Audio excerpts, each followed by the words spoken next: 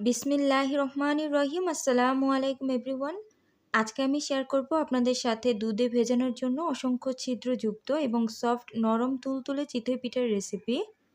এই পিঠাটা কিন্তু আপনারা মাত্র 10 মিনিটের মধ্যেই তৈরি করে নিতে পারবেন।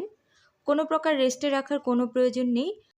এই অসংখ্য ছিদ্রযুক্ত পিঠা দিয়ে যখন আপনারা দুধ চিতই পিঠা তৈরি করবেন, তখন কিন্তু এই ছিদ্রগুলো দিয়ে খুব সুন্দরভাবে দুধের মালাইটা প্রবেশ করবে আর খুব সহজেই কিন্তু পিঠাটা অনেক বেশি সফট আর অনেক বেশি ফুলে যাবে।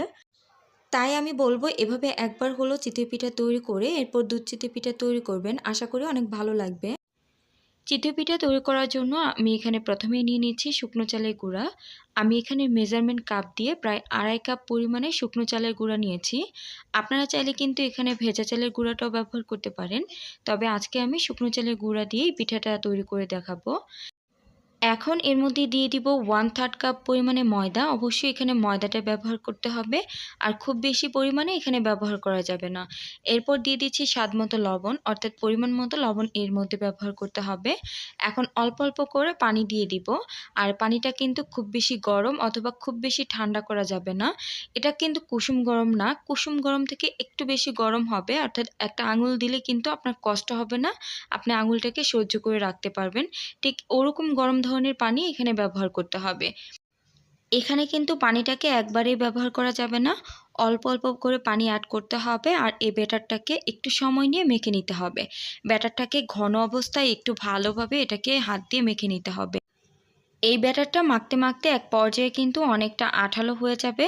তো এরপর এর মধ্যে পরিমাণ মতো পানি অল্প অল্প করে অ্যাড করে এটার ঘনত্বটা ঠিক করে নিতে হবে। এটার ঘনত্বটা কিন্তু অনেক বেশি ঘন করা যাবে না, আবার অনেক বেশি পাতলা করা যাবে না। আমি আপনাদেরকে একটি চামচের সাহায্যে কাছ থেকে দেখিয়ে দিচ্ছি। আশা করি আপনারা একটু ভালোভাবে লক্ষ্য করলেই বুঝতে পারবেন। আপনারা যদি এই ব্যাটারটা ঠিকভাবে গুলাতে পারেন তাহলে কিন্তু আপনারা প্রত্যেকটা পিঠে পারফেক্টভাবে তৈরি করতে পারবেন। আর আপনাদের হাতে যদি সময় থাকে আপনারা কিন্তু এটাকে আধা ঘন্টার জন্য রেস্টে রাখতে পারেন, তাহলে পিঠাগুলো কিন্তু আরও অনেক বেশি সুন্দর হবে। তো আজকে কিন্তু আমি সাথে সাথে পিঠাগুলো তৈরি করে নিব। এর জন্য একটা লোহার কড়াই খুব ভালোভাবে আমি গরম করে নিয়েছি। এখানে অবশ্যই একটা টিপস ফলো করতে হবে, কড়াইটাকে একদম ধোয়া ওঠা গরম করে নিতে হবে। এখন পরিমাণ মতো ব্যাটার দিয়ে একটু সময় অপেক্ষা করব। যখন পিঠাটার চতুর্দিক দিয়ে একটু কালারটা চেঞ্জ হয়ে যাবে ঠিক তখন কিন্তু এটাকে ঢাকনা দিয়ে ঢেকে দিব। ঢাকনা দিয়ে ঢেকে অপেক্ষা করব 2 মিনিটের মতো। আর চুলার গ্যাসটা অবশ্যই এ পর্যায়ে হাইতে রাখতে হবে। মাত্র 2 মিনিটের মধ্যেই কিন্তু একটি পিঠা তৈরি হয়ে গিয়েছে। প্রতিটা পিঠা ভাজতেই কিন্তু এরকম 2 থেকে 3 মিনিট সময় লাগতে পারে। দেখতে পাচ্ছেন পিঠাটার মধ্যে কতগুলো ছিদ্র তৈরি হয়েছে। যখন দুধের মধ্যে আপনি এই পিঠাগুলো ভিজাবেন তখন কিন্তু দুধের মালাইটা খুব সুন্দরভাবে প্রতিটা ছিদ্র দিয়ে প্রবেশ করবে, আর যার জন্য কিন্তু পিঠাটা অনেক বেশি সফট আর অনেক বেশি ফুলকো হবে। এরকম ছিদ্রযুক্ত পিঠা দিয়ে কিন্তু আপনারা সাথে সাথেই দুধ চিতই পিঠা তৈরি করে খেতে পারবেন। প্রতিটা ছিদ্র দিয়ে কিন্তু খুব সহজেই মালাইটা প্রবেশ করবে।